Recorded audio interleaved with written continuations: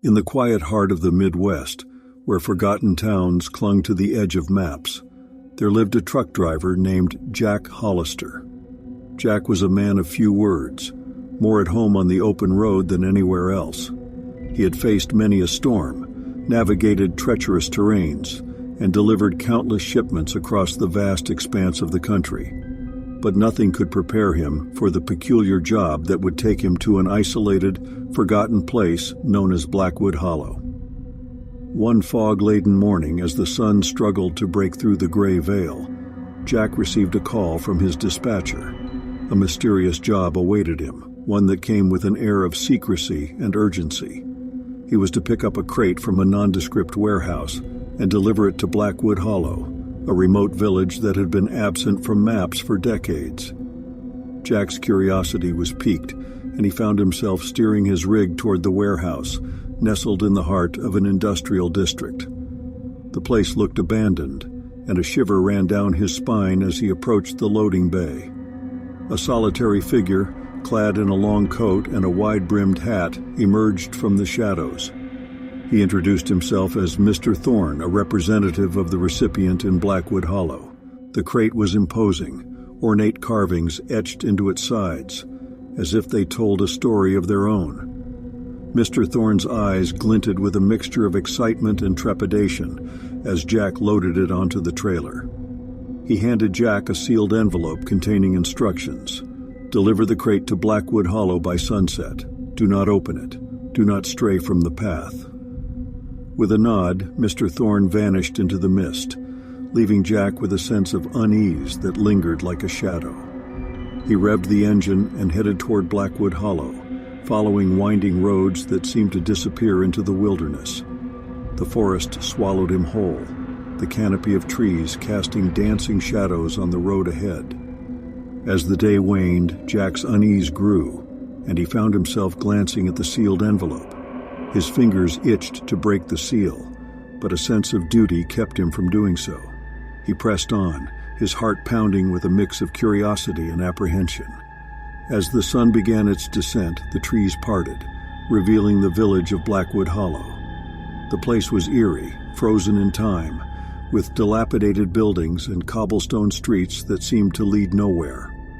Jack's arrival did not go unnoticed. Villagers, their faces hidden beneath hoods, watched from the shadows.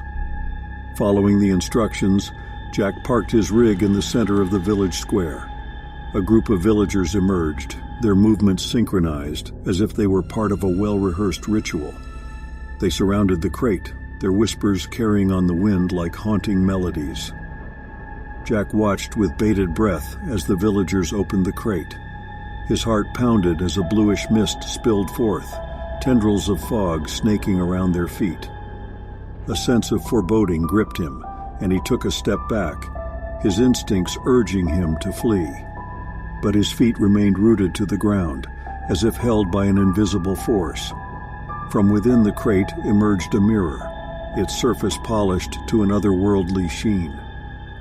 The villagers' hushed chants grew louder, their eyes fixed on the mirror, as if it held the answers to their deepest desires. In a sudden surge of courage, Jack tore his gaze away from the spectacle and tore open the sealed envelope. The letter inside was written in an ancient script, its words tinged with a sense of warning. "Beware the reflection," it read.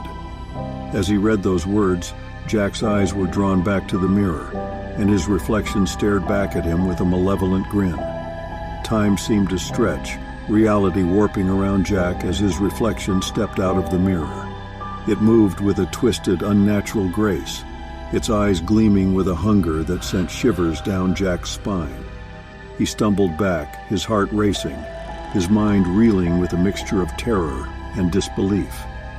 The villagers' chants grew more frenzied, their voices melding into a cacophony that reverberated through the hollow.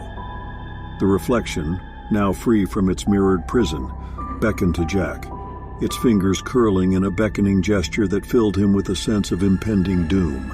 Summoning every ounce of willpower, Jack turned and fled, his footsteps echoing through the cobblestone streets. Behind him the mirror shattered, the sound like a chorus of anguished cries. The villagers' chants turned to wails of despair, and the air itself seemed to vibrate with a malevolent energy. As he emerged from the village, Jack's heart pounded, his breath ragged. He didn't look back, didn't stop until he reached the safety of his truck. With trembling hands, he started the engine and tore out of Blackwood Hollow, leaving the village and its cursed reflection behind. The road stretched before him, a ribbon of asphalt leading to an uncertain future. Jack's hand still trembled as he glanced in the rearview mirror, half expecting to see his reflection grinning back at him.